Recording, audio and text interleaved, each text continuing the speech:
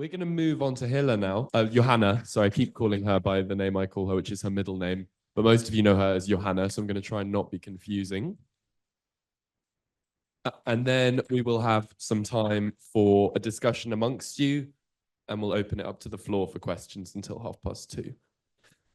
So without further ado, we have with us happily Well, are you happy? Yeah, relatively. Yeah. I would say so. Yeah. I'm happy you're here. But I have no idea where you got my bio, so I'm curious. I edited it. It's from the Colloquium website. Don't worry, it's up to date-ish.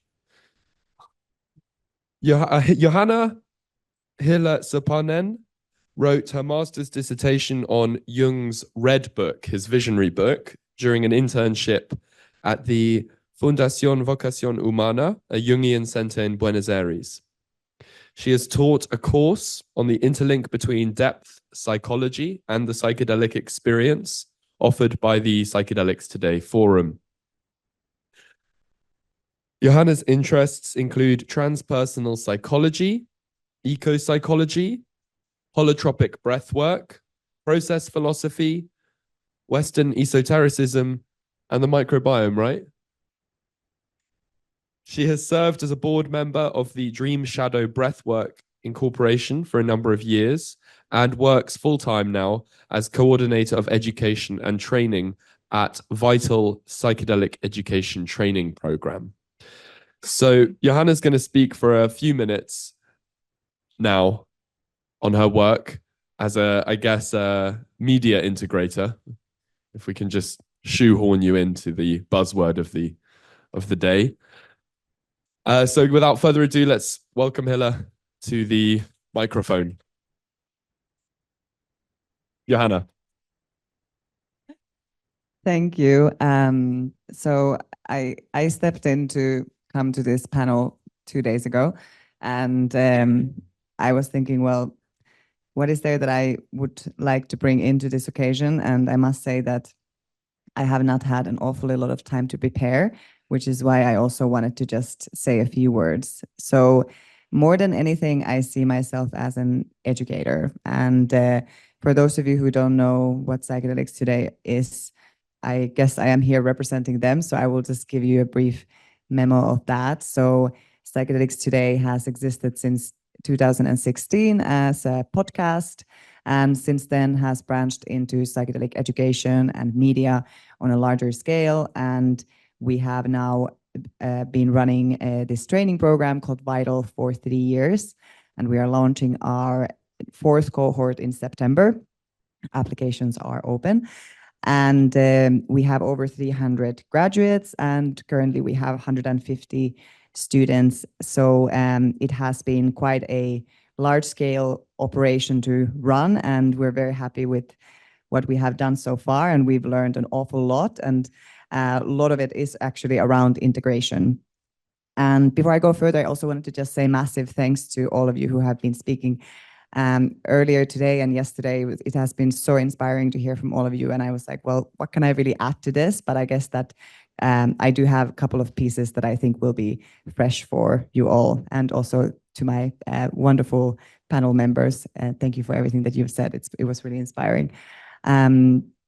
So Psychedelics Today is essentially built on the philosophy and tradition of transpersonal psychology, and more specifically the work of Stanislav Grof, especially holotropic breathwork. And I would just like to say a few words about Lenny and Elizabeth Gibson, who have been majorly influential in my life, and without whom I really wouldn't be on this path to begin with. But all that I have learned about community and integration has really been from them. And they both studied with Stanislav Grof and became breathwork practitioners already some, I think, 40 years ago, and they have been practicing in Vermont. And I visited for the first time some 6-7 years ago, and I was able to see the kind of community that they had built around breathwork. And why this is important is because as we are a psychedelic operation, we actually use the fundamentals of breathwork to build community and also for personal integration. So what I saw was essentially this sort of, they live in the middle of the countryside of Vermont, But the same people who would come over and over again to share, to have these experiences of altered states of consciousness, and to show some deepest and most vulnerable parts of themselves, and to be in community and to support one another, and just to do that for over decades and decades. And at first I was like, wow, that seems like a very intensive way of spending time with people. But the more I've gotten understanding of what breathwork is and how it can be used, I've understood its like very fundamental role, especially in the field of psychedelics, to not just reach new altered states of consciousness, but to really integrate previous experiences, and to I guess to be more aligned and to build community. So what we do in the course, in this 12-month psychedelic training and education program, we have around 50 lecturers who come and they speak for a couple of hours, or they speak for an hour, and then we have an hour of Q&A, and we have these pods, which are called study groups, but they have also been called as integration pods. And in these specific study group containers, people not only just have academic learning, but they really are encouraged to open some more vulnerable sides of themselves and to share freely, and they become very tightly knit containers. So this happens online, of course, but people really build very strong bonds. And what we have been also surprised by is that actually perhaps the main function of this course has been in building this global community, and that continues to be the landmark of it. And then outside of these online classrooms, what we offer is different types of retreats where we teach the breathwork model. And what's also quite special about the breathwork model is that it uses sitter pairs. So you have this sort of around 3-hour arc of very intensive breathwork, but during that time you have somebody who is there to watch over you, to guide you, and to give you anything that you might need during your experience. And what we have found is that those experiences, they're so meaningful for people because they get to be there for one another. And the act of being in service and to being there for somebody else is oftentimes more important than the actual experience of one's own experience of some kind of mystical state.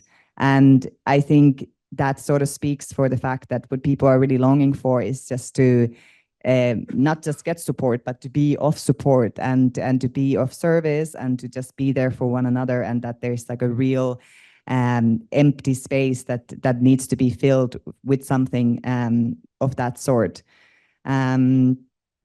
So yeah, that's essentially the program arc, and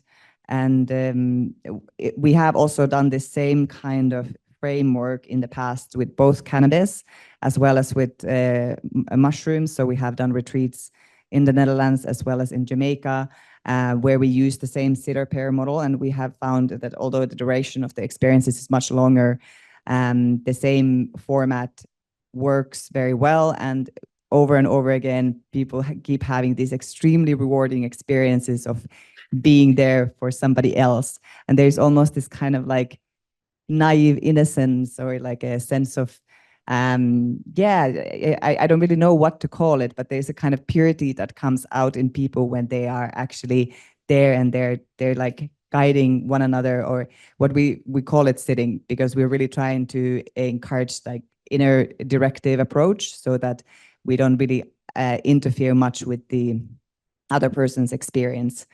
And a second point that I wanted to speak to, which is another important component of the program, is the Jungian approach, and that's also becoming like a very streamlined thing. And although Jungian psychology in general is perhaps known for this more sort of individualistic and introspective qualities, what we're also seeing in the program is that when people are able to tap into these deeper aspects of themselves, and that generates this exchange, it's like there's this sort of new kind of curiosity for one another. And I actually saw, I wasn't trying to read your notes, but I saw the name of Thomas More, and I was like, oh, I love him. And this sort of soul psychology is something that I think is extremely important also in these discussions of psychedelics and integration, because what we're ultimately, I think, or like, this is my particular background and tradition, is that we're trying to help people to get closer to their souls, if you may, or to that sort of part of themselves that is oftentimes lies dormant in this very rushed contemporary busy society, and our all the to-dos that we have, and the psychedelic experience can also help us to be more in that receptive state where we actually hear, like, well, what is like my soul saying to me, like, how can I get closer to that? And I think once you kind of are able to get into that path more, the relationships that you form are very different, because they're also much more meaningful. They have much more value as not just transactional items, but as something that you're like allies in this world. You're sharing a quest and the mission. And also to that, what you spoke to so beautifully is that, people want to have like how important it is to have this shared value. And I think that also is the reason why the psychedelic community feels so tight, is because we all have the same vision of what the world could be like, or in what ways it could be improved. So I'll just wrap up there.